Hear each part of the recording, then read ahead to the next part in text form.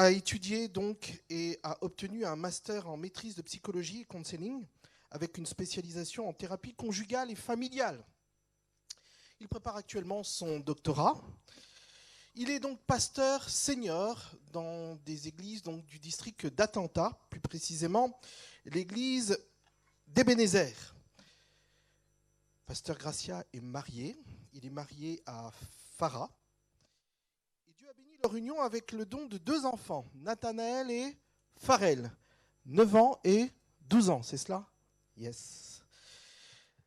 Le pasteur Gracia a récemment justement accepté de mener une émission sur 3ABN français que vous pouvez découvrir, 3abnfrançais.org. Et il a donc justement développé un ministère. Il est directeur et cofondateur de Grace Connection Family Ministry. Et c'est dans ce cadre que nous l'avons donc invité pour cette semaine. Il a une expérience puisqu'il est déjà pasteur depuis un certain nombre d'années. Il a déjà fait 31 congrégations, si je ne m'abuse, quelque chose comme cela dans son ministère. Mais nous voulons vraiment lui dire merci d'avoir accepté notre invitation. Hier, c'était un petit peu dur. J'ai cru que je ne le retrouverais pas à l'aéroport. On a joué un petit peu à cache-cache. Mais par la grâce de Dieu, on s'est trouvés. Je veux t'inviter à te mettre debout et je voudrais que la communauté puisse lui faire un petit coucou pour lui dire bienvenue. Voilà. Merci et bienvenue. Merci encore pour ta présence et merci à Farah de t'avoir libéré pour ces temps. Tu la salueras bien fort pour nous. Ok ? Que Dieu te bénisse et que l'Esprit du Seigneur te remplisse à cet instant.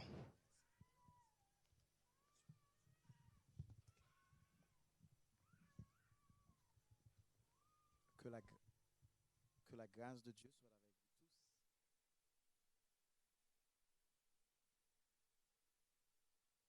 la grâce de Dieu soit avec vous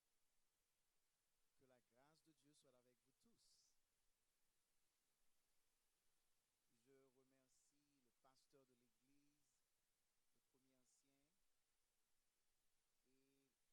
le pasteur de l'église, le premier ancien et le comité. Également le comité du ministère de la Famille qui nous a lancé cette invitation. Nous sommes très reconnaissants et je vous apporte également des salutations ça va mieux maintenant, des salutations de notre communauté, de notre vice-président pour la fédération du Sud qui se trouve à Atlanta et de mes églises également. De nos 3 églises, Bethesda, Bethel et Ebenezer, l'église mère, qui vous salue et qui prie pour vous. Et dans ces prières, nous aurons, par la grâce de Dieu, des résultats. Aujourd'hui même, le Seigneur va nous bénir. Est-ce que vous le croyez? Aujourd'hui, je vais parler du pardon dans quelques instants. Mais bien avant, nous allons courber la tête et prier le Seigneur.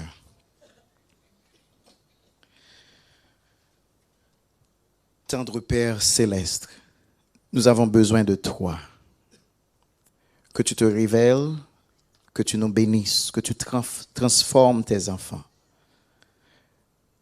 Révèle-toi d'une façon extraordinaire.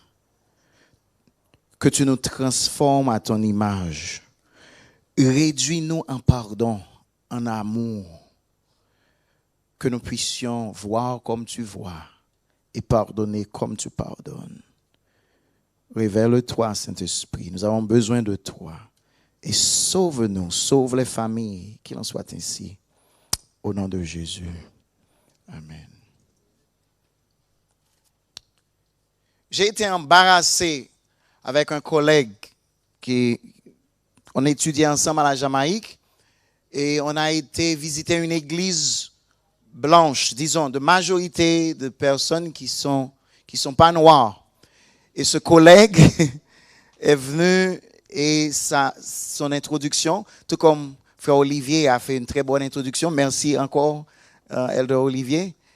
Lui, après l'introduction, il a regardé l'ancien, il a dit, bon, après avoir étudié la Bible pendant une 20aine d'années, j'ai une conclusion.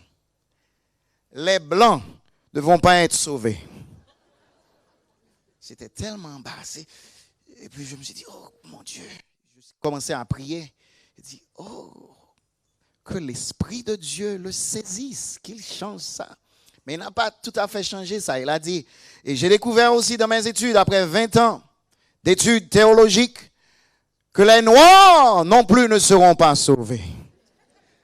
Moi, je me suis dit, mais qu'il a perdu la tête peut-être. Et puis, la troisième phrase qui m'a rétabli et qui m'a donné un peu de secours, c'est qu'il a dit, seulement les rouges seront sauvés. Et puis, il a défini les rouges. Il a dit, les rouges, et pour ça je suis entièrement d'accord. Il a dit, les rouges sont ceux qui ont été lavés dans le sang de Jésus. Et je suis un rouge aujourd'hui. Et aujourd'hui, tu es un rouge également, à cause du sang de Jésus. Est-ce que je peux entendre un amen? Si vous ne dites pas amen, je vais penser que je parle en anglais. Amen. On est sauvé par la grâce de Dieu. Et cette grâce, nous devons la multiplier cette grâce et pardonner aux autres qui nous ont offensés. Est-ce que je peux entendre un amen? Vos amens vont me garder en ligne pour dire qu'il est encore là. Il n'a pas changé de langage. OK? Est-ce que c'est d'accord? C'est d'accord. Le titre va nous conduire jusqu'à cet après-midi en parlant, est-ce que l'amour signifie tout cela? Cet après-midi, on va voir que oui, l'amour, c'est tout ou rien. Si je dis, est-ce que l'amour signifie tout cela? Vous allez répondre, l'amour, oui, l'amour, c'est tout ou rien. Est-ce qu'on peut essayer? Est-ce que l'amour signifie tout cela? L'amour, c'est tout ou rien. L'amour, c'est tout ou rien quand on va considérer l'histoire d'Osée dans quelques instants. Aujourd'hui, en parlant du pardon, j'établis ce que je vais faire. Je me propose de parler du pardon et j'aurai une approche thématique. Je remercie les théologiens qui ont développé et l'homilétique qui a une approche thématique. C'est-à-dire, je vais pas prendre un texte et faire l'exégèse et en tirer les leçons d'un seul texte, d'un seul passage. Est-ce que c'est clair? Mais j'aurai un thème. C'est quoi le thème? Le pardon. Et parler du pardon, je vais extraire des exemples tout autour de la Bible et dans mes expériences personnelles. Et ainsi, on aura un message thématique. J'ai bien délimité et limité. Ce sera un thème. Je ne serai pas dans un texte, mais tout autour de la Bible, là où j'estime qu'il y a quelque chose pour moi et pour vous autres, pour que nous puissions tirer une leçon pour notre vie personnelle et pour notre salut. Est-ce que c'est d'accord?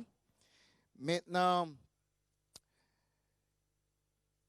selon le Larousse, pardonner, c'est accorder à quelqu'un son pardon pour son acte, ne pas lui en tenir rigueur.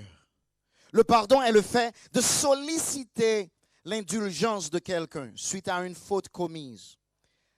Accorder son pardon, c'est procéder à l'absolution de la faute commise, d'après le Larousse. Et Éphésiens chapitre 4, versets 31 et 32 nous dit que toute amertume, toute animosité, toute colère, toute clameur, toute calomnie et toute espèce de méchanceté disparaissent du milieu de vous. Mais comment ça va s'opérer? Soyez bons, le verset 32, soyez bons les uns envers les autres. Touche quelqu'un à côté de toi et tu lui dis, l'amour c'est tout ou rien. Tu lui dis ça. Aide-moi à prêcher. L'amour c'est tout ou rien. Soyez bons les uns envers les autres. L'amour c'est tout ou rien. Nous avons besoin de bonté et la bonté va se réaliser à partir du pardon. C'est notre thème, le pardon. Soyez bons les uns envers envers les autres. Comment? Compatissant,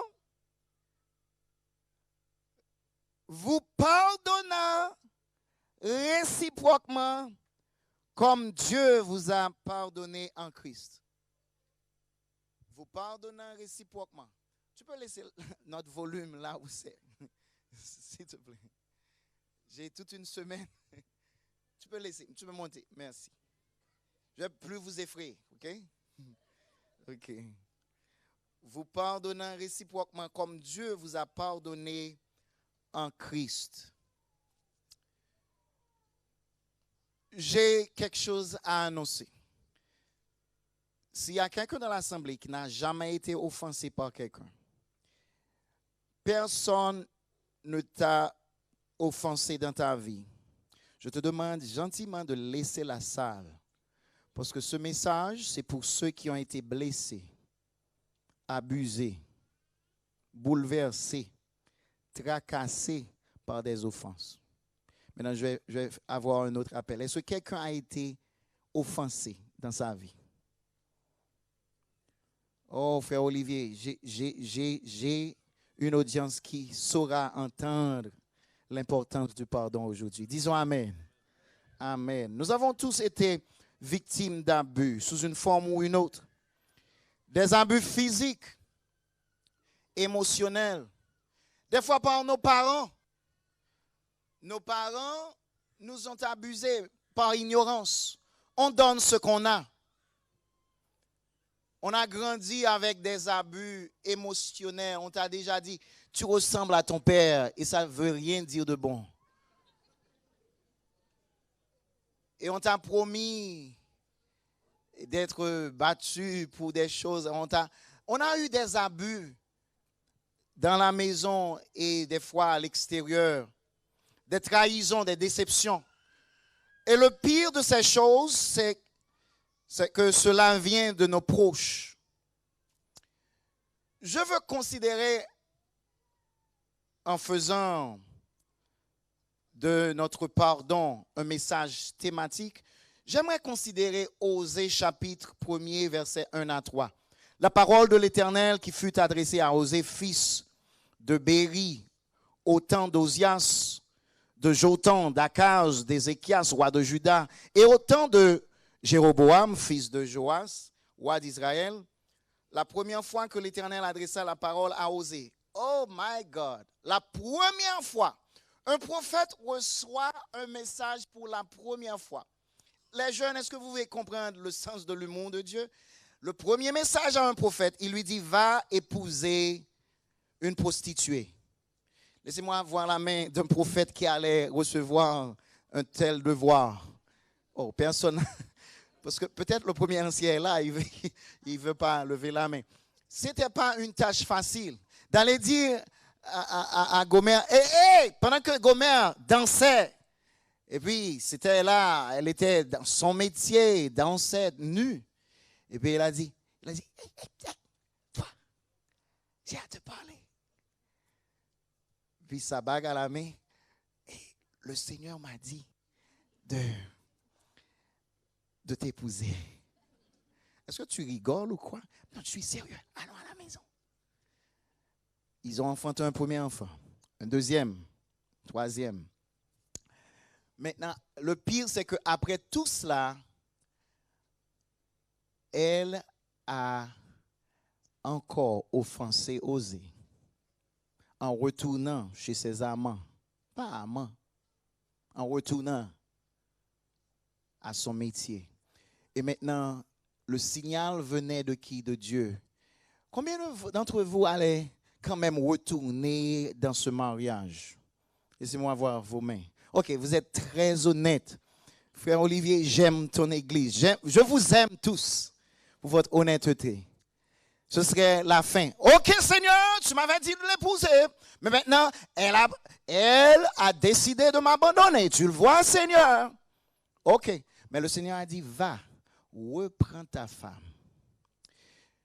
Pour avoir une bonne relation, notre signal doit venir de Dieu. Nous devons recevoir nos directives de Dieu, pas de nos émotions, pas de nos abus, Voilà pourquoi ce n'est pas facile d'aimer. Aimer veut dire tout ça. Aimer signifie pardonner. On ne saurait aimer sans le pardon. Certains d'entre vous, vous avez des rancunes pour vos parents. Il y a des maris et des femmes qui attendent qu'un accident, bien quelque chose arrive pour qu'ils puissent avoir l'argent de l'assurance. Parce qu'il y a quelque chose qui s'est passé. Il y a des rancœurs. Nous avons des rancunes et ça nous tue. Nous sommes indifférents et ça nous tue. Le contraire de l'amour, ce n'est pas la haine. C'est l'indifférence. Pourquoi on est indifférent? C'est que, eh bien, à cause des enfants, je dois rester au foyer. C'est ma mère, je dois honorer ma maman. Mais cette chose-là, cette honte-là, j'ai encore ça au cœur. Je prêchais quelque part et je vais vous parler de l'importance de l'amour. Laissez-moi vous donner, disons, un plan pour aujourd'hui.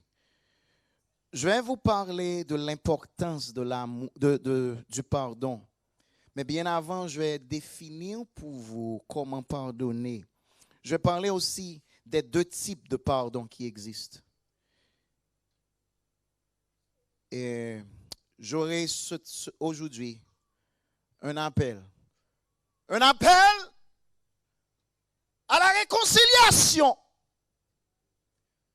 Un appel pour que nous puissions être sauvés aujourd'hui. Est-ce que j'ai entendu Amen?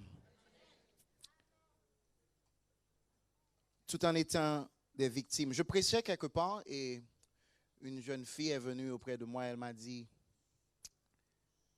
Pasteur, j'ai entendu tes messages.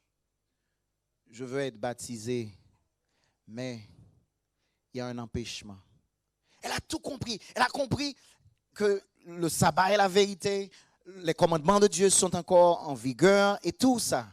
Mais elle m'a dit, Pasteur, je ne peux pas servir Dieu à cause de quelque chose. Je lui ai dit, c'est quoi? Elle m'a répondu, elle a dit, Pasteur, je n'arrive pas à pardonner mon père pour ce qu'il a fait. Je dis, qu'est-ce que ton père a fait? J'ai toujours une réponse pour tout. Et je prie, je m'attendais à répondre. Et puis elle a dit, Pasteur, mon père, à l'âge de 12 ans, m'a violé. Je n'avais pas de réponse. Je parlais hier soir à votre premier ancien, des fois on n'a pas de réponse. Et le silence est mieux, des fois. J'ai seulement prié dans mon cœur. Pasteur, mon père m'a violé à l'âge de 12 ans. Maintenant, je veux être baptisé.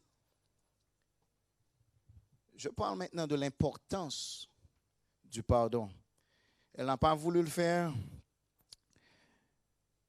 Et j'ai prié, j'ai tout simplement prié. J'ai demandé à Dieu que tu lui donnes le don du pardon. Et puis, le jour du baptême, j'ai vu un homme venir, c'était dans une rivière. Il est venu à la rivière et puis il pleurait. Il pleurait. Il a dit que c'est moi, le père de cette jeune fille. Elle est venue me visiter. Elle m'a parlé. Elle m'a dit que tu m'as offensé, papa. Mais au cours de cette semaine, j'ai trouvé l'amour et le pardon de Jésus. Ce que tu as fait était mal. Pardonner, ça ne veut pas dire de ne pas accepter que c'était grave, que c'était mal. Ce n'est pas ignorer le problème, mais c'est en dépit d'eux. Et maintenant, il a dit, à cause de son pardon, moi aussi j'ai accepté Jésus. Il s'est fait baptiser. Et devine qui était également dans l'eau? La jeune fille s'est fait baptiser. L'importance du pardon, c'est qu'on ne peut même pas adorer Dieu sans le pardon.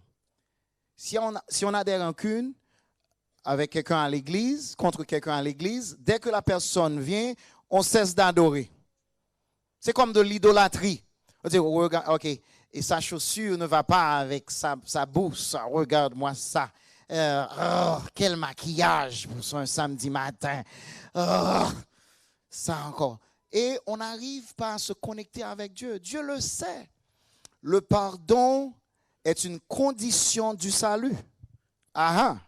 Je le redis. Le pardon est une condition du salut. On ne peut même pas être heureux sur terre sans le pardon. On aura toujours quelqu'un dans sa vie comme Gomer ou bien on sera l'osé de quelqu'un. Peut-être c'est un homme, on pourra dire Goméro. On aura un Goméro dans sa vie. Quelqu'un qui ne mérite pas notre amour, qui ne mérite pas notre pardon. Mais c'est quelle aberration. Personne n'aurait mérité un pardon. Le pardon n'est pas à mériter. Le pardon, c'est le don que tu t'accordes toi-même pour vivre en relation avec Dieu. C'est Voltaire qui disait que nous sommes pleins de faiblesses. Nous devons nous pardonner les folies mutuellement. C'est la première loi de la nature. Voltaire qui a parlé ainsi du pardon. Et il a dit aussi, aime la vérité, pardonne l'erreur. Toujours Voltaire. Et François de la Rochefoucauld a dit, on pardonne tant que l'on aime.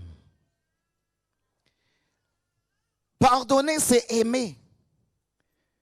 Les deux types de pardon sont les pardons suivants. Il y a le pardon humain et le pardon divin. Le pardon humain se compare. Moi, je te pardonne parce que tu es là, tu n'es pas aussi saint que moi. Je te pardonne. Mais ne refais pas ça. C'est une condition. Je te pardonne, plus jamais. Ça, c'est le pardon humain. Mais le pardon divin, c'est sans limite. Le pardon divin est inconditionnel. Le pardon divin est incomparable. Le pardon divin, c'est si merveilleux. Dieu nous pardonne inconditionnellement. Tout péché confessé sera pardonné.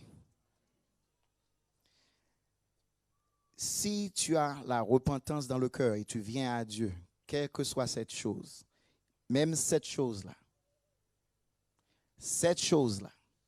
elle te sera pardonnée. Quelle bonne nouvelle. L'amour de Jésus nous pardonne tout. J'ai ma fille à 2 ans.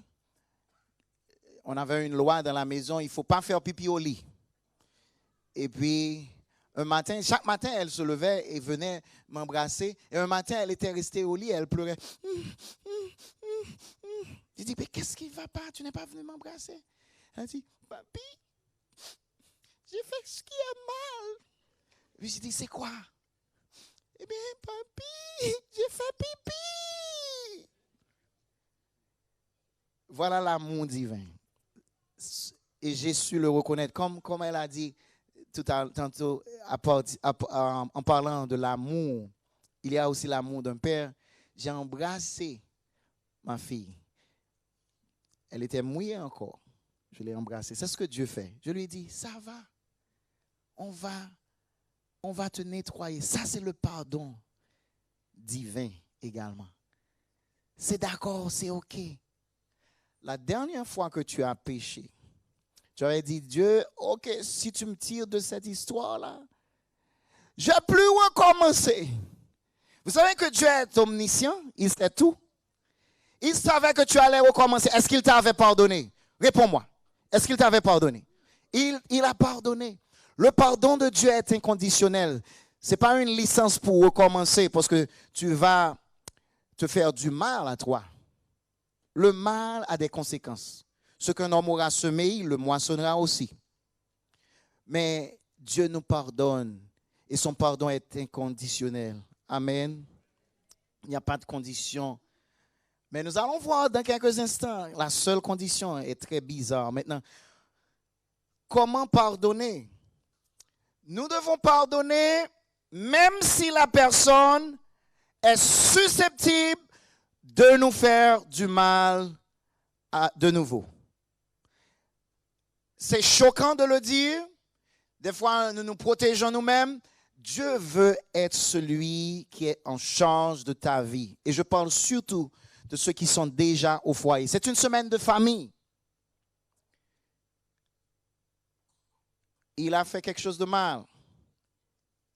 Il a peut-être triché, il a peut-être été voir cet ami et puis tu avais dit non, pas d'ex. Et puis quelque chose s'est passé en disant oui, je te pardonne. Il y a un risque. Il y a le risque que cette personne-là peut le refaire, mais il faut quand même pardonner. Parce que nos directives viennent de Dieu. Tout comme Dieu a dit à Osée, va reprendre ta femme. Ça ne vient pas de moi, ça vient de toi. Ce sont tes directives. Aimer, c'est suivre la voie de Dieu. On doit avoir, c'est comme un réservoir de pardon et être prêt à pardonner. Sans quoi on ne sera pas heureux, on ne sera pas sauvé. Je m'attendais à un amen pour cette chose-là. C'est déjà pardonné à l'avance. L'offense viendra. Il n'y a pas de personne sur terre qui soit un saint ou qui ne va pas vous offenser. Mais il faut avoir le pardon. Ce qui m'a choqué, c'est l'histoire de cet homme qui allait mourir. Et puis il est venu voir sa femme. Ils étaient séparés, mais disons divorcés pendant 30 ans. 30 ans de divorce, 30 ans de misère, 30 ans de séparation. Et avant sa mort, il avait un cancer. Il a dit, je vais visiter ma femme une dernière fois. Et maintenant, il a dit, tu sais, la femme a dit, c'est à cause de ta bouche que j'ai dû faire ce que j'ai fait. C'est parce que tu avais dit que je puais. Elle a dit, quoi? Oui. C'est en sortant de cette chambre, cette même chambre, tu étais à la porte et puis tu as dit quelque chose sentait mauvais. Tu parlais de moi. Elle dit, non, chérie, je parlais de la plante. Pendant 30 ans, une division, une séparation, un divorce au sujet d'un mot mal interprété. Peu importe qu'il parlait de toi. 30 ans de misère maintenant. Ils se sont réconciliés après un mois. L'homme est parti.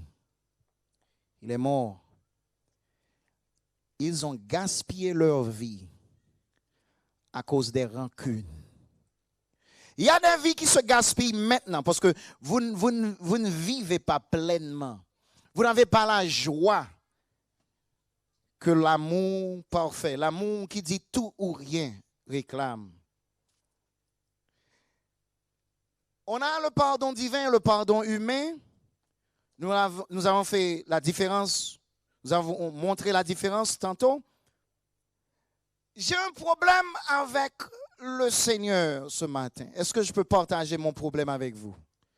C'est que le Seigneur sait que nous sommes humains. Et il ne nous a pas demandé de pardonner suivant les principes humains. Mais il nous a demandé de pardonner. Lisez avec moi encore une fois. Verset 32. C'était le texte qu'on a lu ce matin. Soyez bons les uns envers les autres. Ô Seigneur, voilà, ça c'est mon problème. Compatissant, vous pardonnant réciproquement. Ça, si le verset s'était arrêté là, je serais un homme heureux. Mais ce n'est pas fini. Il a dit, vous pardonnant réciproquement comme Dieu vous a pardonné en Christ. La façon dont Dieu nous pardonne en Christ, ce n'est pas facile. Comment l'obtenir? C'est seulement par la prière. Nous devons prier maintenant, même avant même de continuer avec ce message, parce qu'il y aura un appel à la fin. Nous devons prier. Priez avec moi. Levez la main. Seigneur, accorde-moi le pardon divin. Priez avec moi. Priez avec moi. Levez la main et priez avec moi maintenant. Seigneur, accorde-moi le don du pardon divin. Au nom de Jésus. Le pardon divin n'est pas facile. Le pardon divin, c'est comme tourner la tête pour être giflé à nouveau. Le pardon divin, c'est comme aller un autre mille. C'est comme aller un autre kilomètre. Le pardon divin, c'est connaître la personne et voir comment elle est. Le pardon divin, c'est voir comme Dieu nous voit. Deux frères, Ésaü et Jacob. Ésaü était victime comme vous autres, comme nous le sommes. Victime d'un frère qui n'avait pas su nous donner gratuitement un plat de lentilles. Il y a des abus sur terre. Tu es mon frère, comment? Tu es mon frère. Tu me demandes de payer pour un plat de lentilles et puis j'ai faim. Un plat de lentilles me coûte mon doigt d'aînesse. Nous avons eu des échanges qui nous ont abusés dans la vie. Vrai ou faux? Et ces échanges-là nous poursuivent. Et lorsqu'on y pense, on dit, comme Ésaü, je vais me venger. Je dois me venger. Mais l'amour divin a su montrer à Ésaü comment que Jacob était vraiment. Jacob était crochu. C'est l'origine de son nom. Maintenant, Jacob a demandé à Dieu de l'aider. Jacob a dit, Seigneur, il vient à ma poursuite, il veut me tuer, il veut me détruire. Et quelle bénédiction que Dieu a donnée à Jacob? Dieu a permis à Jacob d'être handicapé, de marcher, d'être boiteux. Et maintenant, puisque son tempérament, son caractère était boiteux, Ésaü va le voir comme il est à l'intérieur. C'est ce que le pardon divin nous donne. Il n'y a rien de bon, ce n'est pas naturel de le voir ainsi. Mais lorsqu'on reçoit de Dieu, nos attentes ne sont pas tellement dépassées. On sait que c'est un pécheur et qui va quand même nous offenser. Et cette personne a peur. Et voilà, Ésaü était prêt. Il dit, je vais le tuer. Et puis, une fois arrivé devant Jacob avec sa famille, Jacob venait ainsi. Où es-tu, Jacob? J'arrive. C'est moi. Ésaü dit, c'est quoi ça? Je ne vais pas me battre contre quelqu'un qui est boiteux. C'est ce que Jésus disait sur la croix. Pardonne-leur car ils ne savent pas ce qu'ils font. Ils sont boiteux. Touche la personne à côté de toi. Tu dis, je te pardonne parce que tu es boiteux. S'il n'accepte pas, c'est parce qu'il est vraiment boiteux. J'ai un verset pour ça. Tous ont péché et sont privés de la. Tous ont péché et sont privés de la gloire de Dieu. Il faut cesser de s'imaginer qu'on aura un saint à son côté. Et lorsqu'on saura voir la personne comme Dieu nous voit comme David l'a dit, je suis né dans l'iniquité, ma mère m'a conçu dans le péché. Nous avons besoin du pardon. Nous avons besoin du pardon. Nous devons pardonner, tout comme nous devons nous pardonner personnellement. Nous devons nous pardonner. Et ainsi, comme Dieu vous a pardonné en Christ, comment Christ nous a pardonné en disant, Père, pardonne-leur, ils ne savent pas ce qu'ils font. La majorité des tumultes, des querelles, c'est que ta femme a peur de toi. Elle a peur de perdre son indépendance. Voilà pourquoi elle fait tellement de bruit.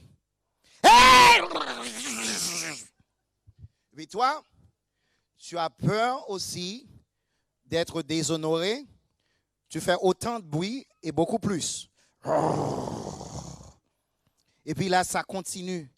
Si on pouvait s'arrêter et reconnaître que la personne a peur. Et ainsi, Jacob a été pardonné parce que Dieu a permis à Ésaü de voir son frère comme Dieu l'a vu.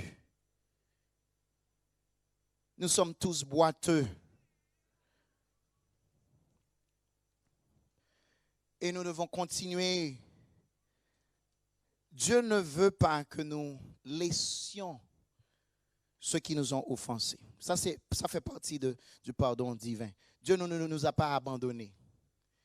J'ai l'image du peuple d'Israël qui avait reçu l'eau amère dans le désert. C'est comme l'amertume dans ton mariage, dans ton foyer. L'amertume que t'as causé tes parents. Dieu est tout puissant, vous le savez bien. Combien de vous reconnaissiez que Dieu est tout puissant? Dieu pourrait changer l'eau, ou du moins, pas changer l'eau, leur donner de l'eau douce. Mais Dieu a dit, jette ce morceau de bois dans l'eau. Ce morceau de bois, théologiquement, représente pour nous la croix. Ce morceau de bois représente la croix qu'on doit jeter dans les eaux amères dans notre mariage, dans notre foyer, dans notre famille.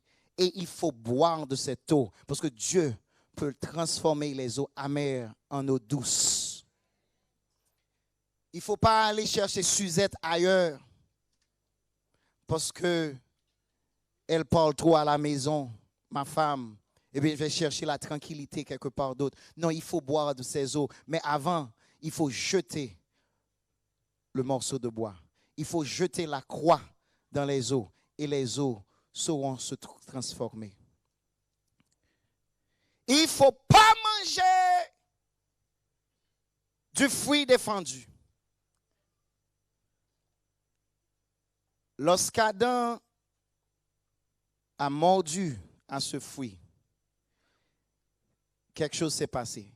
Ma théologie à moi, c'est que je pense que Dieu, selon mes études de 20 ans, là, maintenant je vais dire quelque chose. Je vais dire quelque chose, mon ancien. Je vais dire, après mes études de plus de 30 ans de la parole de Dieu, j'ai constaté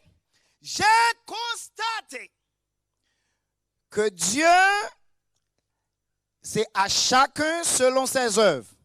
Si Adam n'avait pas mordu de ce fruit, ce que Dieu aurait pu faire, ça c'est ma théologie, ça c'est ma vision de la Bible, Dieu aurait recréé de nouveau la femme. Ça c'est ma vision. Mais ils ont tous deux participé. Voilà pourquoi on avait besoin d'un nouveau Adam en Jésus. Mais dans ta relation,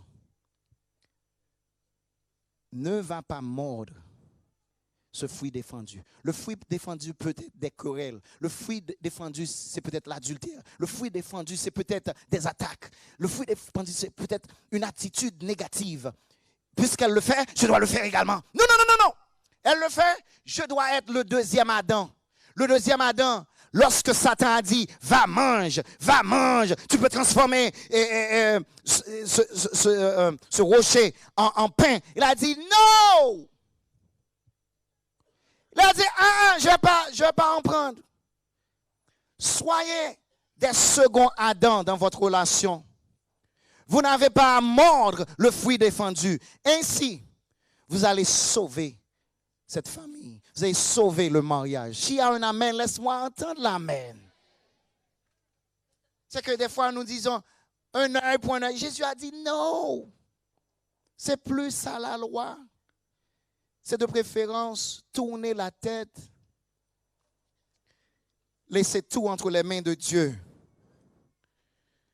Il y a des membres d'église aujourd'hui qui ont dit jusqu'à ma mort. Et ils ont même déclaré que je n'arriverai pas à le faire. Je n'arriverai pas à pardonner. C'est jusqu'à ma mort. Mais si vous ne pardonnez pas aux autres, votre Père ne vous pardonnera pas non plus vos offenses. Établissons une vérité maintenant. Est-ce que je peux être sauvé sans que mes péchés ne soient pas pardonnés? Ce n'est pas possible. Vous n'avez pas répondu, je réponds pour toi. Je réponds pour toi. Tu n'as pas répondu, je réponds pour toi. Tu n'as pas répondu, je réponds pour toi. Ce n'est pas possible. Ce n'est pas possible. Parce que nous venons à l'église, nous faisons des sacrifices, nous payons nos dîmes. Et puis Satan nous a fait penser peut-être à l'adultère, la fornication. Mais j'ai quelque chose contre mon père, contre ma mère. Et puis je viens, je demande pardon. Je dis, Seigneur, que tu daignes me pardonner. Et la Bible nous dit, est-ce que tu peux projeter pour nous Matthieu chapitre 6? Touche la personne à côté de toi, tu lui dis, ça c'est important. Tu lui dis ça pour moi. Ça c'est important. Matthieu 6, verset 14. Verset 14.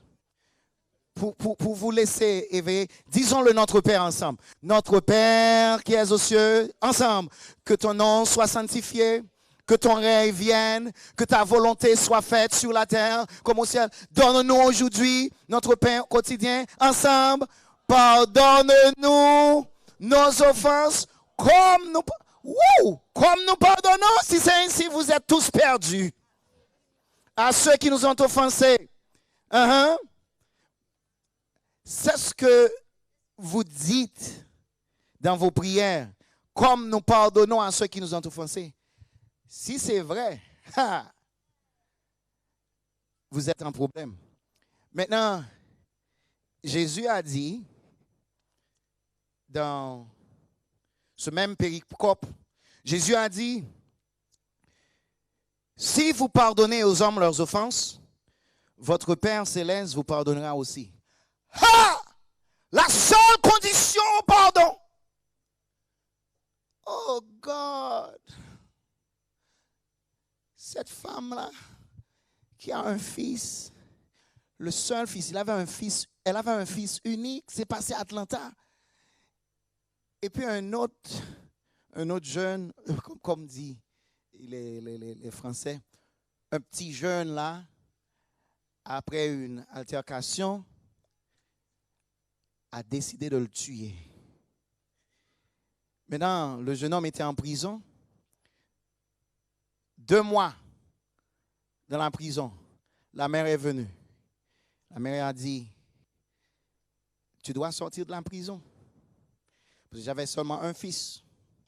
Tu as tué mon fils. Maintenant, je te pardonne.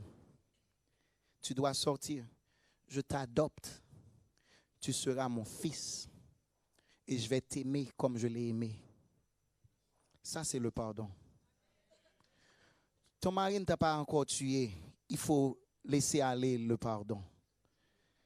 Ta femme, parce que tu es encore là. Et peut-être ça ne va pas se faire si tu laisses tomber le morceau de bois dans l'eau. S'il y a de l'abus, c'est différent, l'abus physique. Il faut appeler, ici c'est 911, il faut appeler la police, c'est différent. Il faut appeler les dirigeants de la famille, appeler le pasteur et venez me voir au cours de la semaine également. Mais, ou bien appeler l'ancien Olivier. Je parle directement à ton cœur. Tu peux pardonner pour être sauvé. Si on ne pardonne pas, on ne sera pas sauvé. On ne prêche pas ces choses, on a peur. Moi, je viens de très loin, je peux tout dire. Je ne serai pas révoqué parce que je dis ce que je dois dire. Tu ne seras pas sauvé si tu ne pardonnes pas. Parce que la condition pour ton propre pardon à toi dépend du pardon que tu accordes à l'autre. Oh God! Wow! 2005, j'étais à la session de la conférence générale. J'ai vu une grosse dame venir sur l'estrade et elle a dit « Hé, mes amis, salut, salut !» Et puis j'ai dit « Mais qu'est-ce qu'elle raconte? Qu'est-ce qu'elle a à dire ?» Parce qu'il n'y avait que des pasteurs sur l'estrade. Elle a dit « Mon message, c'est que il y avait un jeune homme qui a tué mon mari, mes 3 enfants, et j'ai été me cacher ce jour-là. C'est pour ça que je suis encore vivante. Et ce jour-là, j'ai vu son visage. Mais un autre jour, il était en problème. On cherchait à le tuer. Je l'ai amené à la maison et je lui ai dit, tu te rappelles cette maison? Il m'a dit, oui, madame, tu es venu me tuer. Tu es là pour me tuer. Il dit, non, non, non, non, non, non. J'ai à t'introduire à quelqu'un. Il m'a dit, à qui? À qui? Tu veux m'introduire à qui? Et la dame a dit, je veux t'introduire à Jésus, celui qui m'a soutenu quand tu as pris la vie de mon mari, de mes 3 enfants. Aujourd'hui, en t'introduisant à ce Jésus, je veux que tu saches que je t'ai pardonné, que je t'aime. Tu peux rester ici. Une autre adoption encore. Elle a dit, je t'adopte. Puis pendant quelques minutes, qui j'ai vu? Ce jeune homme venir sur l'estrade. Il était un sans-abri. Il était un criminel. Mais maintenant, il est un évangéliste. Il a été dans le monde entier dire que le pardon de Dieu est réel. Ce miracle est possible pour que tu sois sauvé. Vous ne serez pas sauvé sans le pardon. Qu'est-ce que tu as dit? Peu importe. Je viendrai là-dessus. Pardonner ma belle-mère parce qu'elle m'a fait beaucoup de trucs, mais elle ne m'a jamais demandé pardon. Hein, et elle est morte sans me demander pardon. Sans me dire. J'apprécie l'honnêteté qui vient de toi. Je le vois dans tes yeux. Tu n'as qu'à faire ce que tu dois faire. Le reste est entre les mains de Dieu. Et la façon de savoir qu'on a vraiment pardonné, c'est que est-ce que je peux arriver à un moment où je peux prier pour celui qui m'a offensé? Pas la prière de David. Les prières qui disent, oh Seigneur, que tu détruises ceux qui nous détruisent. Non, non, non, pas cette prière-là. Si tu peux quand même dire, Seigneur, bénis sa famille, bénis ses projets, bénis sa sortie. Et l'autre chose, pour répondre à cette question, tu peux demander à Dieu, Dieu, que tu lui montres l'offense toi-même. J'ai déjà fait ma part. Parce que ton salut en dépend. Le salut dépend du pardon. Et Satan nous a distrait. Satan nous a donné tant de distractions. Des choses qui ne sont pas très importantes. On parle de la tenue. On parle de quoi? On parle de comment qu'on doit se comporter à l'église. Alors que dans nos cœurs, nous sommes en train de mourir parce qu'il y a de la rancune dedans. Et cette distraction-là, le Seigneur a voulu que tu sois là ce matin. Parce qu'il y a quelqu'un que tu dois laisser tomber, ce fardeau-là. Tu apportes pendant trop longtemps ce corps de mort. Qui va nous libérer de ce corps de mort? Jésus de Nazareth. Ce corps de mort, c'est littéralement un mort qu'on portait autrefois comme supplice. C'est comme un supplice. Comme cette supplice-là. On avait quelqu'un sur son dos qui était mort et à cause d'une offense quelconque, on devait marcher avec. Et sur le dos, et cette pourriture-là, l'osmose, comme on marchait, on était vivant avec un corps mort sur le dos. Et le texte, Paul a dit, qui me libérera? Qui va me libérer de ce corps de mort? Gloire soit rendue à Dieu, ma soeur, par Jésus-Christ, notre Sauveur. Jésus peut le faire.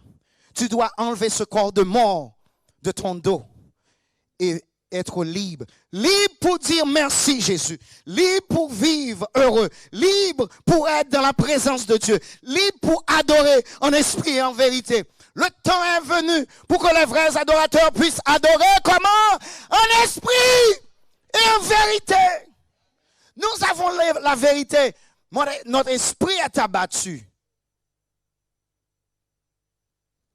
En esprit et en vérité.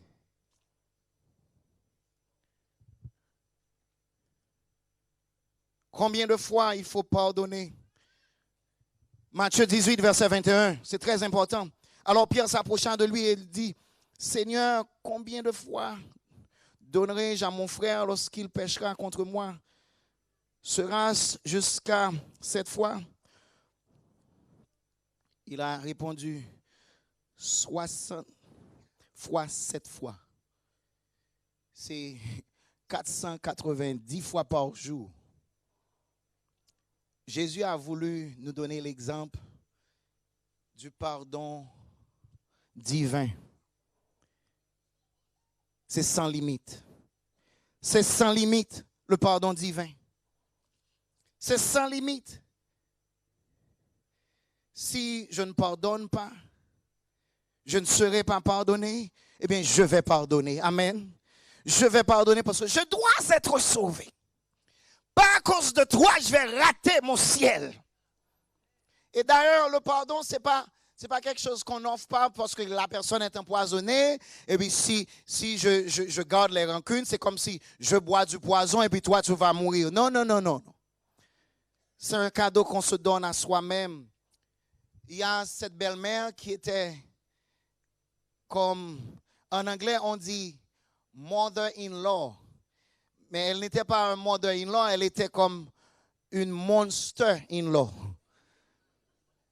Et elle, lorsque sa fille cuisinait pour son fils, ils vivaient ensemble, la belle-mère, son fils, le fils et la femme.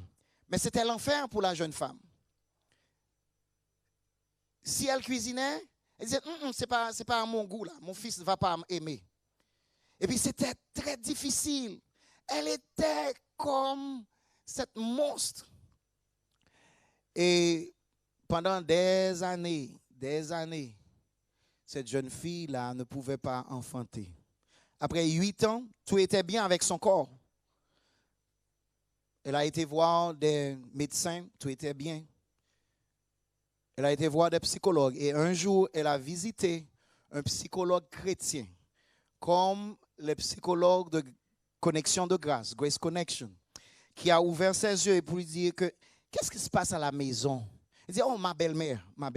Je n'arrive pas à pardonner ma belle-mère parce qu'elle est vraiment difficile. Vous connaissez des gens qui sont très difficiles à pardonner. Okay. Oh oui. Merci pour ton honnêteté. Et puis, le psychologue lui a dit, eh bien, voilà ton remède. Chaque jour, tu vas lancer ces paroles lorsque tu vas le voir. Tu diras, je t'aime de tout mon cœur. Je te comprends, je te pardonne. Dis donc, non, pas cette dame-là. Dis, ben, il faut essayer. Et puis elle a commencé. À chaque fois, elle a commencé. Je t'aime, je te pardonne. Dans son cœur. Après, c'était devenu plus facile. Je t'aime, je te comprends, je te pardonne. Plus facile. Elle a commencé à sourire. Et malgré les attaques, elle a dit, bon, c'est rien, et je t'aime, je te comprends, je te pardonne. Je t'aime, je te comprends, je te pardonne. Pendant qu'elle faisait ça, pendant les 3 premiers mois, qu'est-ce qui s'est passé? Elle était devenue enceinte. Elle a eu un enfant. Le pardon, c'est comme la cuillère qu'on reçoit après avoir reçu la soupe du pardon de Dieu. Nous avons besoin d'une cuillère pour en déguster. Tu ne saurais apprécier le pardon divin sans cette cuillère du pardon que tu dois donner à ceux qui t'ont offensé. Amen. Et c'est ainsi qu'elle a su avoir un enfant. Un deuxième avec cette formule. Je t'aime, je te comprends, je te pardonne. Est-ce qu'on peut faire l'exercice? Je t'aime, je te comprends, je te pardonne. Si tu es à côté de ton époux, tu dis ça. Je t'aime, je te comprends, je te pardonne. Amen. Je t'aime, je te comprends, je te pardonne. Et le texte a continué au verset 15. Mais si vous ne pardonnez pas aux hommes, votre Père ne vous pardonnera pas non plus vos offenses. Oh Jésus, tu pourrais t'arrêter, Jésus, après le verset 14 qui dit, si vous pardonnez aux hommes leurs offenses, votre Père Céleste vous pardonnera aussi. Mais il a insisté, ce sont les paroles de Jésus, c'est en rouge. Dans votre Bible, c'est en rouge. C'est dit, mais si vous ne pardonnez pas aux hommes, votre Père ne vous pardonnera pas non plus vos offenses. J'ai besoin du pardon divin. j'ai besoin du pardon divin. La servante du Seigneur nous dit que celui qui ne pardonne pas se prive du seul moyen par lequel il puisse bénéficier de la miséricorde de Dieu. C'est ce que dit Ellen G. White. Ne pensons pas que si ceux qui nous ont fait du tort ne confessent pas leurs péchés, nous avons le droit de leur refuser notre pardon. Ah! Je n'ai pas besoin de recevoir une requête de pardon pour pardonner. Hello? Allô? Il y a des gens qui disent, bon, il n'est pas venu me voir. Eh bien, je garde mon pardon. Comme si c'était une faveur à la personne. Cette faveur, tu dois l'accorder à toi-même pour pardonner. Sans aucun doute, leur devoir est d'humilier le cœur par le repentir et la confession. Mais nous devons nous montrer miséricordieux à l'égard de ceux qui nous ont offensés, même s'ils ne reconnaissent pas leur tort. Oh Jésus! Même s'ils ne reconnaissent pas leur tort, même si la personne est déjà décédée, on peut pardonner la mémoire, le souvenir de ses offenses. Est-ce qu'il y a un amen pour cela? Aussi douloureusement qu'il ait pu nous meurtrir, nous ne devons pas entretenir en nous de rancœur, ni nous apitoyer sur nous-mêmes du mal qui nous a été infligé. Mais au contraire, nous devons accorder notre pardon à ceux qui nous ont fait du tort, comme nous espérons le recevoir de Dieu pour nos offenses envers lui. Ça vient de Ministère de la Guérison, page 93. Le pardon a une signification plus vaste que beaucoup ne se l'imaginent. Quand Dieu nous dit qu'il ne se lasse pas de pardonner, il ajoute comme si la portée de cette promesse dépassait notre compréhension, car mes pensées ne sont pas vos pensées. Nous devons apprendre à pardonner. C'est d'une importance capitale. Le Français Dr. Hyacinthe, qui a inventé le stéthoscope, le bruit parcourait le monde qu'il pouvait sauver. À cette époque-là, la tuberculose n'avait pas de solution. La seule façon de vivre avec ce mal, c'était de pouvoir détecter la tuberculose à temps pour y remédier. Et Dr. Hyacinthe, des gens venaient le voir. Et un beau jour, un homme a amené sa fille de 13 ans. Elle dit, docteur, j'ai du tort à croire que avec ton petit appareil là, tu peux sauver ma fille. Comment ça marche cette affaire de stéthoscope? Comment ça marche? Elle dit, ah ben, tu peux mettre dans ton oreille, tu vas voir la différence entre le bruit dans son estomac, sur son poumon, et le bruit qui parvient de mon poumon. Et puis, le docteur Hyacinthe a mis. Mais il a pu sauver des tas de gens à cause de l'invention. Et puis, il a dit, tu vas entendre comme le bruit du vent sur un champ de blé. Tu vas entendre sur son poumon et sur le mien, ce sera silencieux. Il a dit, commence avec mon poumon à moi. Et puis, le papa a mis, et puis, le papa a enlevé, il a dit, Doc, est-ce que tu parles du bruit qui va comme ça? Je l'ai entendu dans ton poumon aussi. Je peux l'entendre. J'ai entendu.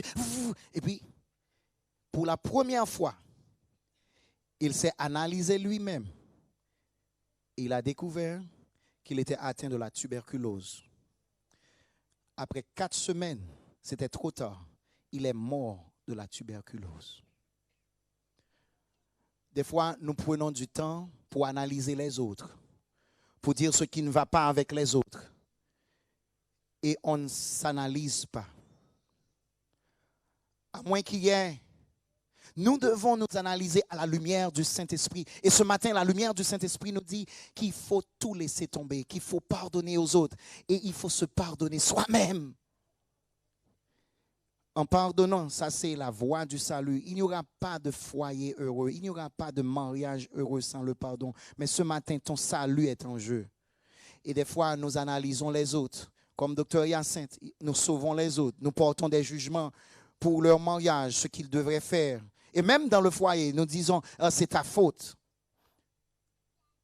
Maintenant, ce matin, nous devons nous analyser à la lumière du Saint-Esprit. Et il faut un changement. Au moins, à moins qu'on ait un changement total et radical. Pas plus que la moitié de ceux qui professent être chrétiens hériteront le royaume des cieux. C'est ce que dit la servante du Seigneur dans Message à la jeunesse. À moins d'un changement radical. Ce changement radical, c'est de faire passer l'indifférence à l'amour, parce que l'amour, c'est tout ou rien. C'est tout ou rien. C'est pour aider ma soeur, je vais te raconter une histoire.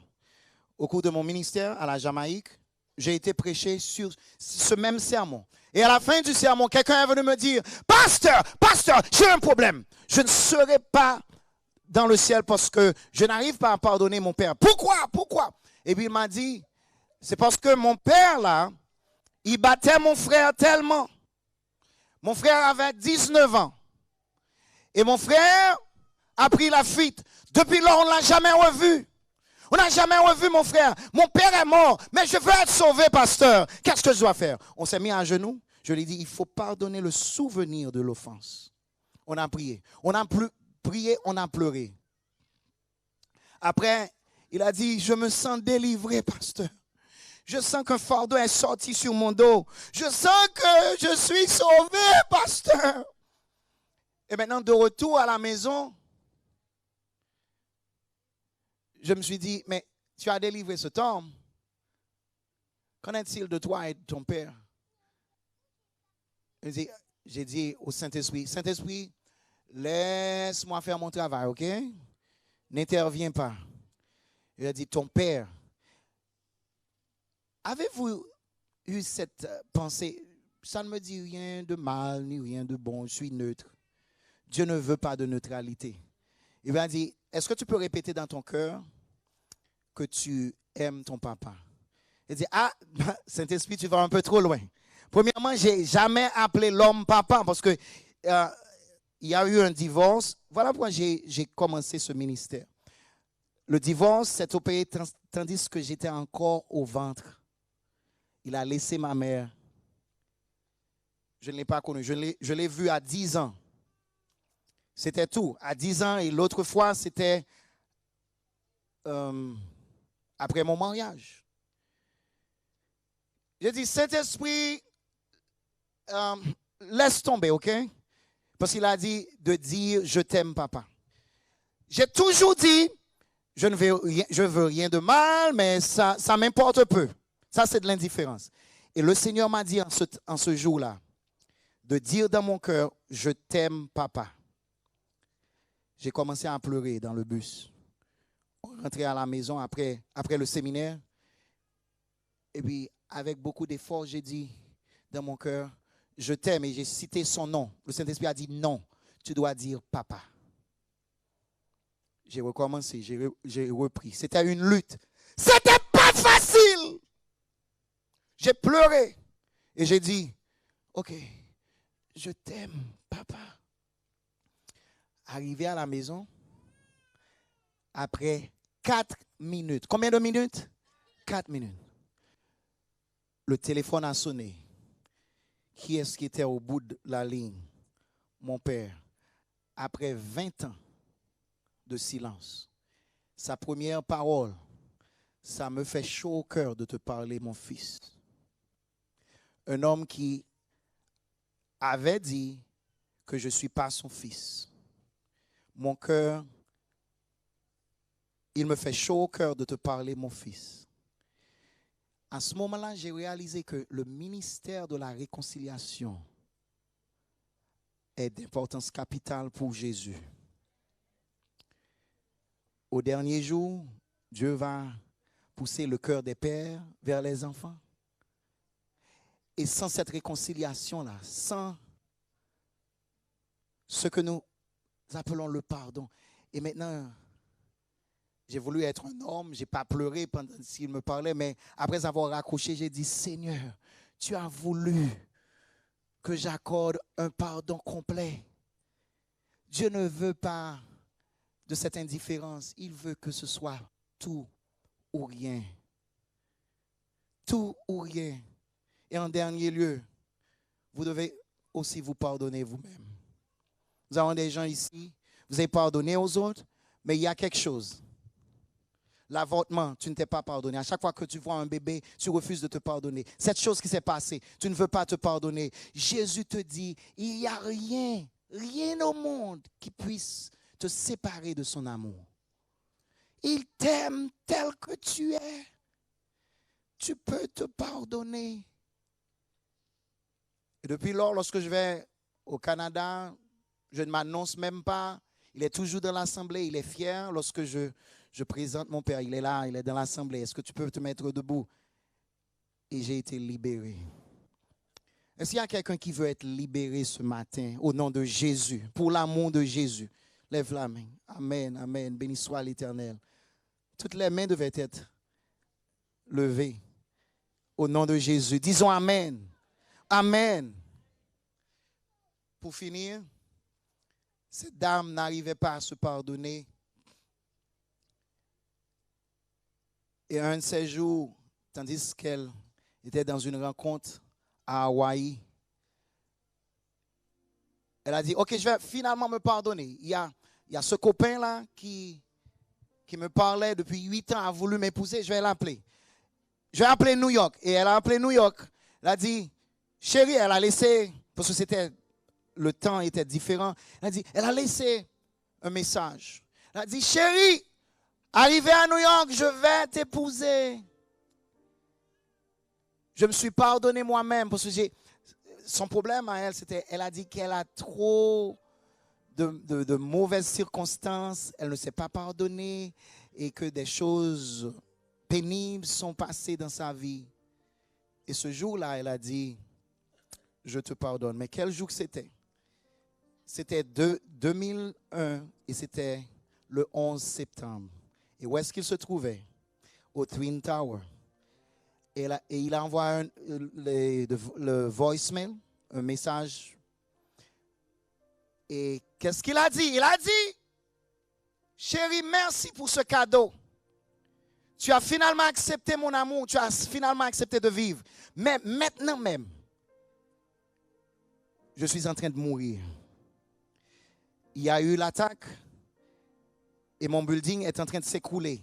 Mais tu m'as donné un cadeau pour la vie. Vis toi-même, pardonne. Est-ce que tu peux commencer à chanter pour moi? Il y a une douce harmonie dans le sanctuaire. Dieu est là. Le pardon est là. Dieu est là. Quelqu'un va venir jusque devant et dire, Seigneur, donne-moi le don de pardon. Et maintenant, arrivé devant les personnes, il a dit, je n'arrivais pas à me pardonner. En entendant cela, maintenant il est trop tard. Il est trop tard pour mes pensées négatives, pour les doutes. J'ai choisi de vivre. Je vais vivre au nom de Jésus.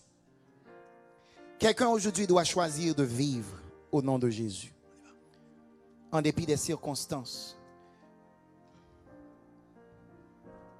Est-ce que tu veux accepter ce pardon ce matin? Est-ce que tu peux te mettre debout avec moi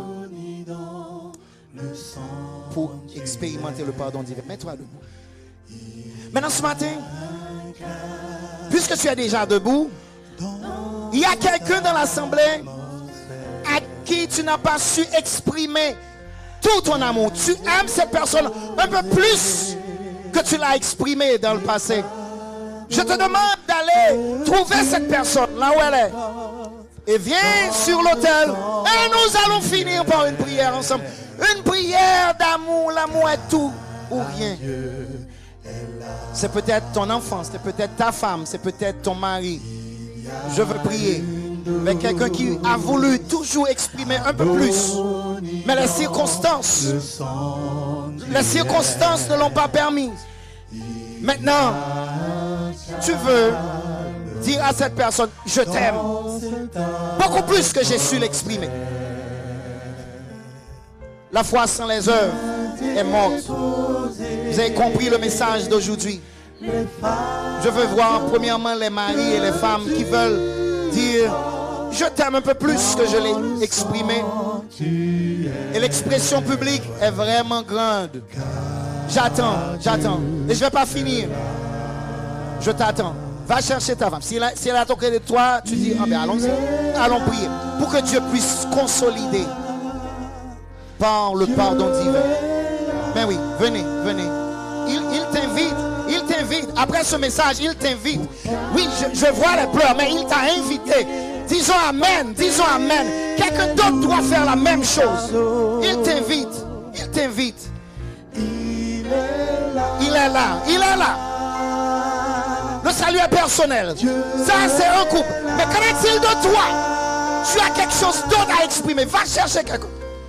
Peut-être c'est un parent que tu as voulu toujours dire mamie je t'aime un peu plus que j'ai pu le faire. J'ai pu l'exprimer. Va chercher ta mère, va chercher ton père, va chercher quelqu'un. Avance un peu plus. Tu es là, tandis qu'il passe dans l'assemblée. Tu veux accorder ce pardon. Même si tu es seul, tu peux venir. Tu n'as pas, merci. Tu n'as pas besoin de venir avec quelqu'un. Parce que Dieu est là. Oh, elle a pris sa mère. Béni soit l'Éternel. Disons amen. Est-ce que quelqu'un peut dire amen? Tu ne comprends pas la guérison qui est en train de s'opérer maintenant. Lorsqu'on marche, on devient léger. Que Dieu te bénisse. Allez-y. Nous allons prier. Dieu voit les pleurs. Allez-y. C'est un jour de guérison en Israël. C'est un jour de guérison. Allez-y. Il est là.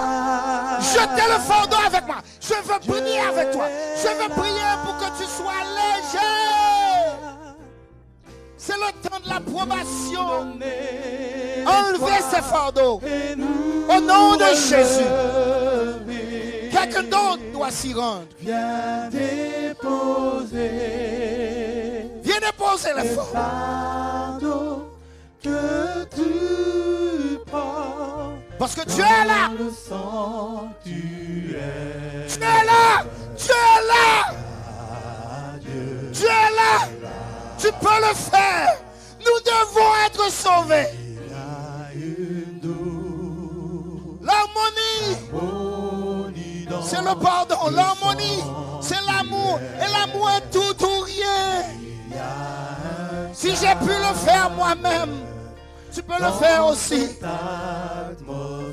C'est pas facile. Mais aujourd'hui, c'est le jour de ton salut. Avancez. Est-ce que vous pouvez avancer un petit peu? Beaucoup plus de gens veulent. Avancez. Il y a beaucoup plus de place. Venez. Dans le sanctuaire. Parce que Dieu est là. Dieu est là.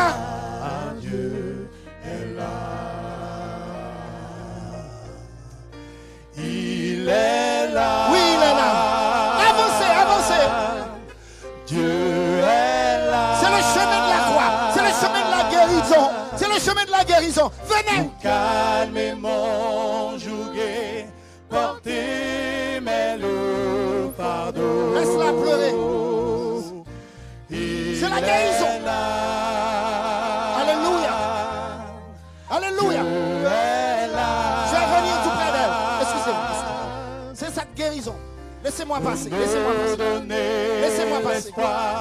Et nous laissez-moi passer. Viens déposer les fardeaux que tu portes dans le sanctuaire. Dieu est là. Tout au cours de cette semaine, le Saint-Esprit va se faire sentir. Il Ça, c'est la présence du Saint-Esprit. C'est la présence du Saint-Esprit. Dieu est là. Emmène-la jusque devant. Pour calmer mon jouet. C'est pas le temps de parler des ennemis. Il y a de la souffrance dans le cœur. Avance. Avancez, venez. Dieu est là. Venez. Elle sera tout près de moi pour cette prière. Pour nous donner l'espoir. Tandis que l'Esprit de Dieu est en train de traverser la salle. L'Esprit de Dieu est en train de traverser la salle. C'est le moment de tout déposer. Il y a quelqu'un qui doit se pardonner aussi. Quelque chose s'est passé. Tu dois te pardonner, c'est le moment du pardon. Le sang de Jésus. Un peu plus bas, tandis que je vais dire cela. Il y a quelque chose que tu as fait. C'est peut-être avec ta main. À la croix, le sang de Jésus a coulé. Ses mains étaient percées pour toi. Le pardon de Jésus est prêt pour toi. Pour tes pieds, tu t'es rendu dans des endroits qui étaient défendus. Mais les pieds de Jésus étaient percés pour toi. Viens maintenant, viens déposer tout. Cette semaine sera une semaine de libération. Viens, que Dieu te bénisse. Que Dieu te bénisse. Faites-la venir, il y a de la place. Venez. Je t'attends. Que Dieu te bénisse. Quelqu'un d'autre doit venir. Je sens l'Esprit de Dieu qui traverse la salle. Que Dieu te bénisse. Que Dieu te bénisse. Que Dieu te bénisse. Quelqu'un d'autre doit venir. Il y aura une transformation au cours de cette semaine. Ce n'est que le début. Dieu veut vous transformer. Dieu t'aime tellement. Il n'a pas voulu que tu restes le même. Il y a un pardon qui est accordé même à tes pensées, tes mauvaises pensées. Il y a une couronne d'épines. Le pardon est offert maintenant. Viens déposer tout. Et tu peux tout dire au Seigneur. J'accepte ton pardon. J'accepte ton amour. Il n'y a rien. Tu ne sauras rien faire qui pourra donner à Dieu dans son cœur de la haine pour toi. Dieu t'aime. C'est cette vérité. Jésus t'aime. Tes péchés ne peuvent pas te séparer de son amour. Jésus t'aime. Tandis que vous reprenez une dernière fois. Dieu est là. Les chaînes sont brisées ce midi. Les chaînes sont brisées. Au nom de Jésus. Au nom de Jésus. Au nom de Jésus. Dieu est là. Vous calmez mon jouet, portez mes lourds fardeaux. Il est là. Dieu est là. Nous allons prier. Pour nous donner Tandis qu'il chante, c'est le moment de se parler. Et c'est le moment de dire quelque chose l'un à l'autre. Je veux que cette unité, l'harmonie soit présente. Le Seigneur a commencé une réforme dans nos vies. Ça a commencé avec le mois. Parce que Dieu est là. Nous allons prier. Nous accordons 30 secondes. Partagez quelque chose que vous remettez. Ça fait partie de la thérapie. Pouvez-vous dire quelque chose? Peut-être je suis désolé, peut-être. Je t'aime beaucoup plus que j'ai pu le manifester, l'exprimer. Pendant quelques 30 secondes, c'est bien. Elle se parle, il se parle. Priez dans vos cœurs. La transformation a commencé. Le moment est solennel. L'Esprit de Dieu traverse la salle. Tandis que l'Esprit de Dieu traverse la salle, la haine a pris fuite. Au nom de Jésus. Est-ce que je peux entendre Amen? L'indifférence a pris fuite. L'ennemi a pris fuite. Parce que Dieu est là. Dieu Dieu est là. Lorsque Dieu est là, il y a de l'harmonie. Il y a de l'unité. Plus de calomnie. Plus de médisance. Mais on se comprend. On s'aime. On se pardonne. C'est la volonté de Dieu. C'est la volonté de Dieu. Il y a des chaînes qui se brisent maintenant même.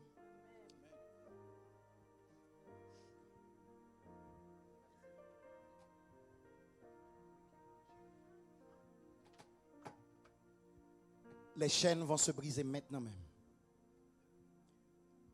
Il y a quelqu'un qui, à cause d'un fardeau, a voulu commettre un suicide, mais c'est un secret. Tu es là. Dieu va briser. Dieu va briser cette chaîne. Dieu va briser cette chaîne maintenant même. Au nom de Jésus. Cette chaîne sera brisée maintenant même. Au nom de Jésus. Dans le sang de Jésus. Il y a quelqu'un qui a voulu se faire du tort à cause d'une offense qui n'était pas pardonnée. Au nom de Jésus, c'est pardonné.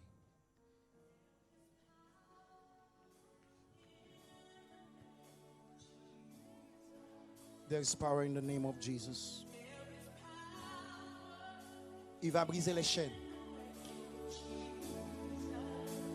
Oh yes. Au nom de Jésus. Quelqu'un d'autre qui n'est pas venu jusque devant doit avancer maintenant même. Les chaînes se cassent maintenant. Et nous allons prier. Au nom de Jésus. Quelqu'un est libéré ce matin. Au nom de Jésus. Au nom de Jésus. Tu dois vivre. Les chaînes se cassent maintenant même. Tu dois vivre.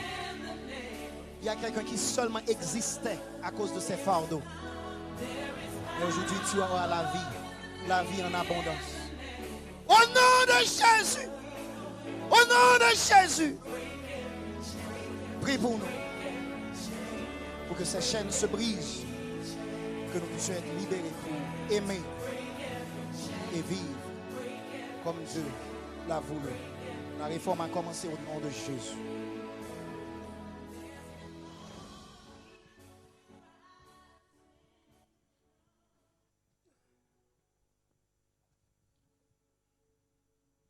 Tendre Père Céleste, nous voulons, ô Père, nous présenter devant ta face.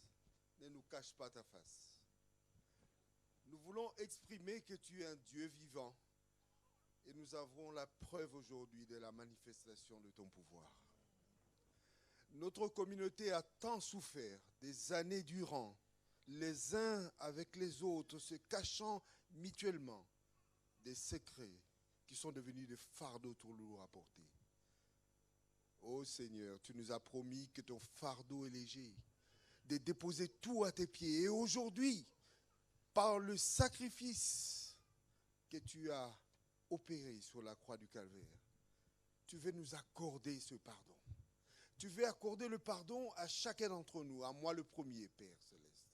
Si dans cette communauté, j'ai offensé quelqu'un, si quelque part, j'ai commis du tort à une personne dans cette communauté, pardonne-moi. Car je veux que cette prière monte jusqu'à toi comme un parfum de bénédiction pour toutes ces personnes qui se sont levées. Tu vois des couples, des familles, des enfants qui se réconcilient aujourd'hui, car dans ta parole tu as dit, les enfants reviendront, Père. Et aujourd'hui, on en voit la preuve. Y a-t-il encore un doute? Alors que Satan soit lié et que les chaînes qui se brisent ne reviennent plus jamais, Père Céleste. Que nous puissions demeurer dans cette puissance que tu nous as donnée, cette puissance libératrice. Soyons libérés et croyons fermement que cette libération est totale. Et nous savons que nous pouvons toujours revenir vers toi si nous tombons par malheur, car tu nous pardonneras encore. Mais ce n'est pour ne plus recommencer, car tu dis aussi que si j'ai libéré ta vie de tous les malheurs, ne reviens pas en arrière, car ta situation sera pire qu'avant. Nous ne voulons pas craindre cela. Nous voulons simplement goûter à l'allégresse de la libération. Béni, Père Céleste, le pasteur Nathaniel Gracia, à qui tu as permis d'être le canal, de permettre tout cela. Et tu sais qu'il est avec nous toute la semaine. Donne-lui encore de multiples messages, des bénédictions pour cette communauté, afin que nous soyons un grand témoin dans Paris d'une église libérée. Libérée du poids du péché, libérée du poids des rancunes, des amertumes, des calomnies, des jalousies. Tout cela, Père, enlève et remplis-nous du fruit de l'Esprit. Et du dernier fruit de l'Esprit, qui est le plus grand de tous, d'aller chercher ceux qui sont dehors, afin qu'eux aussi ils goûtent à la libération de l'Évangile. Que Jésus soit élevé dans nos vies. Que la grâce du Père règne dans toutes les familles. Nous t'en prions au nom de Jésus. Amen.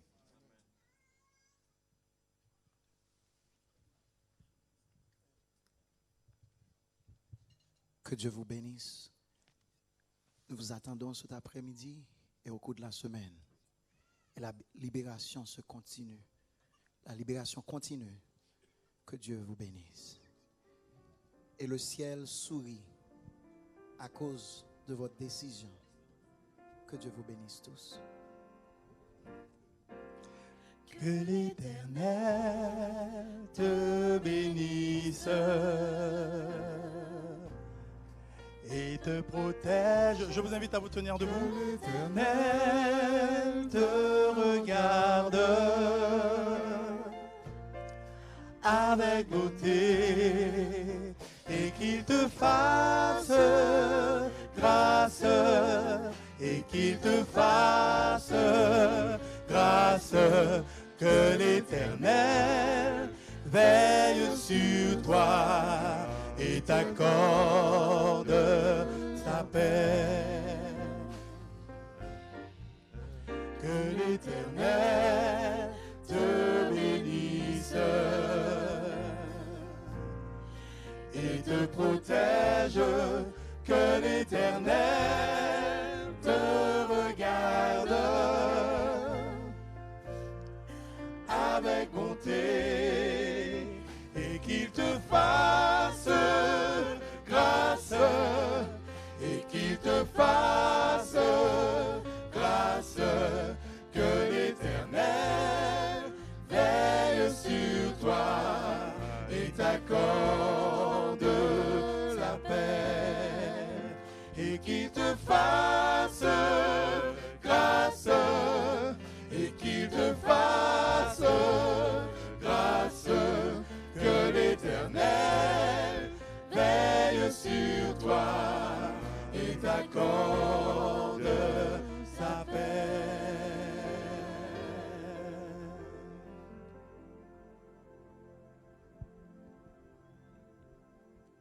Avant de dire la bénédiction finale, je rappelle juste que le pasteur est avec nous jusqu'à jeudi soir. Et par conséquent, ce qui a été initié ici, vous pouvez le continuer en prenant un rendez-vous personnel afin que vous alliez plus loin dans la démarche avec la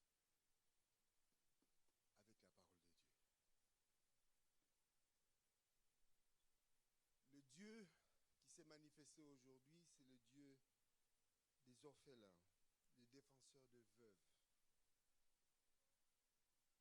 des défenseurs de toutes les souffrances.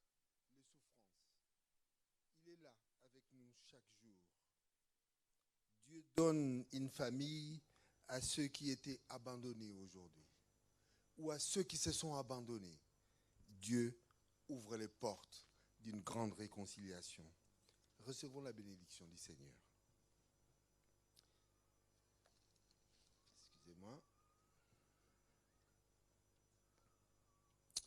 Éternel, sois avec toutes les familles de cette communauté et à toi, à qui rien n'est impossible, je lève la main afin que cette communauté soit bénie et qu'il soit la manifestation de l'amour, car l'amour peut tout et a besoin de tout notre investissement, Père. Soyez bénis en Jésus-Christ. Amen.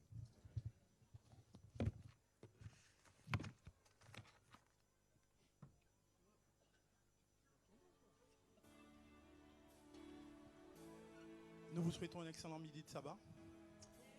Et puis nous vous donnons rendez-vous à 3h30, à 15h30, dans peu de temps. Alors normalement il était prévu que l'on puisse manger ensemble. Ça sera possible, il y aura des tables qui seront disposées. Ce n'est pas un repas fraternel, mais chacun est libre de ramener, s'il a ramené quelque chose, pour qu'on puisse partager les uns les autres. Alors, ceux qui n'ont rien peuvent manger bien sûr avec ceux qui ont. Voilà, on essaie de se partager entre nous sur nos tables ce que l'on a ramené. Bon appétit et puis merci encore de votre présence.